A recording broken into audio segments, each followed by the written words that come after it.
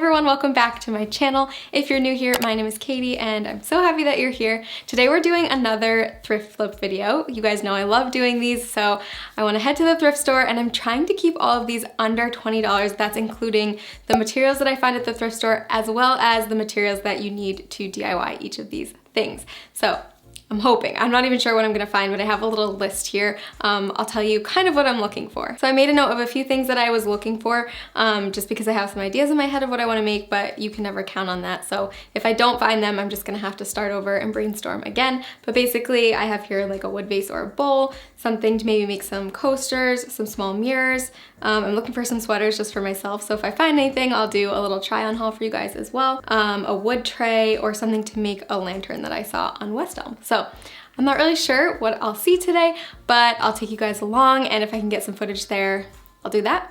And then I'll do a little haul when I get home.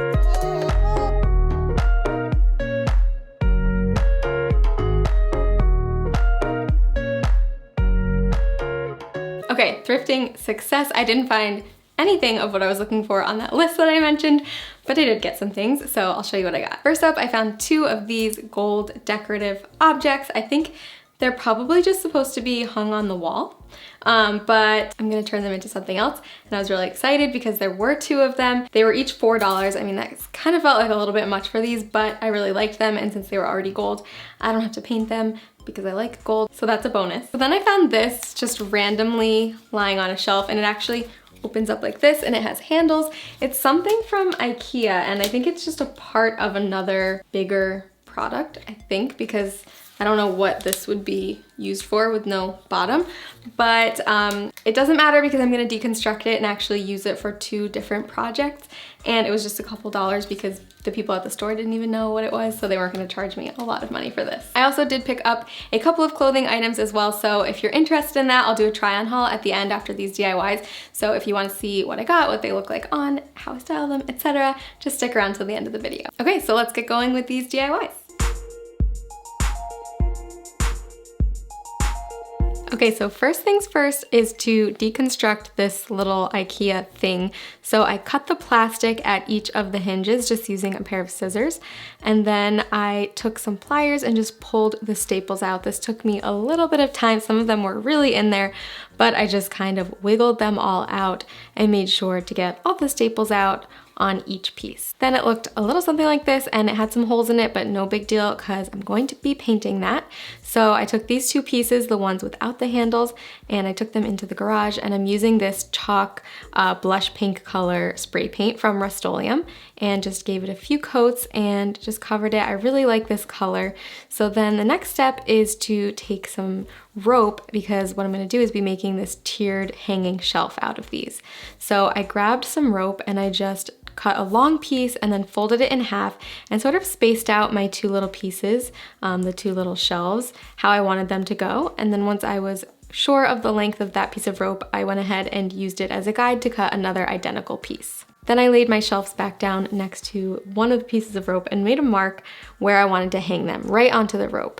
And then again, I used that as a guide for my second piece to make marks in the exact same spot. I wrapped some tape around the end of one of the pieces of rope and I weaved it through the top of the shelf, and then I did the same thing on the other side with the other end of the rope. Then I flipped it over and I looked for those little dots that I had made on the rope, and I pulled them just under the shelf, because what I'm gonna do is create a knot at each point where I made a mark with a marker on the rope. So I found that little dot, and then I took my rope and I just twisted it around itself and made a knot, and I decided to do a double knot. I don't think it was really necessary because this rope is pretty big and the holes aren't very big, but I did it just to be safe.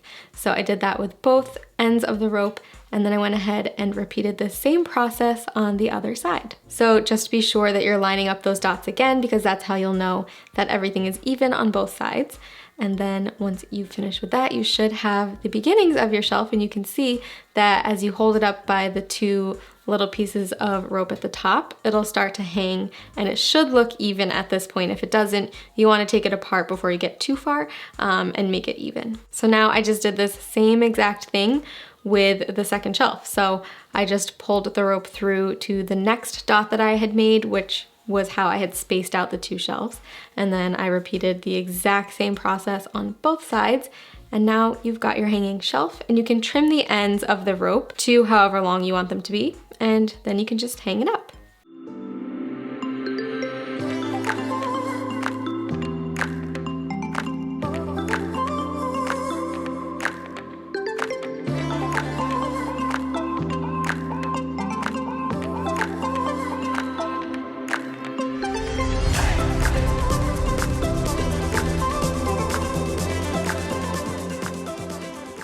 For the other part of this little IKEA wicker thing, I'm using the pieces with the handles, and I'm going to make a little magazine rack.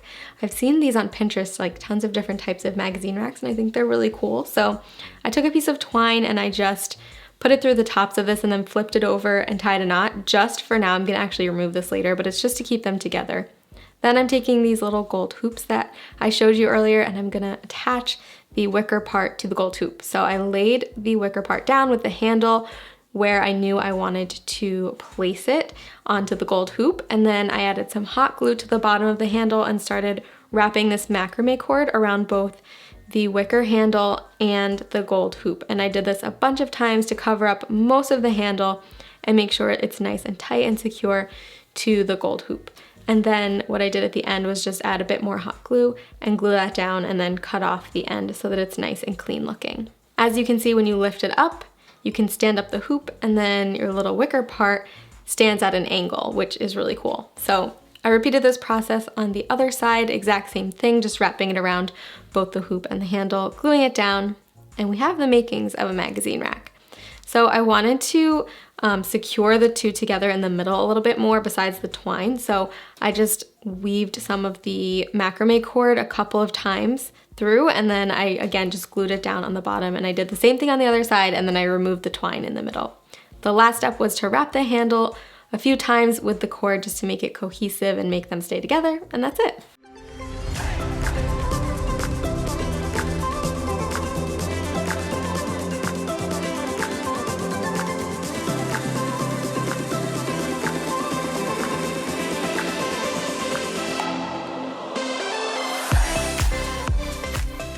All right, so the first thing I want to show you guys is this really cute sweater that I got. I love the color of it. It's perfect for me, and I like the fit. It's like a little bit cropped, but it just fits me really well, and I like the sleeves a lot. So it's originally from LL Bean. It's wool, and it was $11, but it's in really good shape, and the Goodwills around us are a little bit more expensive, so this was actually a pretty good price. And yeah, I think it's just gonna look really cute throughout the rest of winter, and then again in the fall. I'm sure it's gonna be one of my favorite sweaters to wear come this fall. Okay, next up is this sweater from a brand called Cupcakes and Cashmere. I've never heard of it before, but I looked it up and they sell them on Anthropologie and stuff like that. So it's a nice brand, and I really love this floral detail that it has on both of like the little shoulder areas. I think that's really cute. Again, the color is nice and neutral for me. It fits me really well. I love a longer sweater that I can sort of tuck into the front of my jeans, and I think this would also look really cute with, like, I have a long black pleated skirt, like a midi skirt with heels. I think that would be really fun because it's kind of a lighter sweater, so I think it would be perfect for that. So there's a bunch of different ways that I'm already thinking of that I can style this. Okay, and lastly, something I wasn't even in the market for, but I did find these shorts, and I just had to grab them because I always have a hard time finding shorts just because I have short legs and they're never the right length. But these are perfect. They literally are the perfect length, not too short, not too long, and they have got a little stretch to them. They're just a classic pair of cutoff shorts. The brand is AG Denim, I think, which I guess they sell for like $200 online. I looked these up and I got these for like $20, I think. So I snagged them. I think these are just gonna be a perfect staple this summer. A good basic short.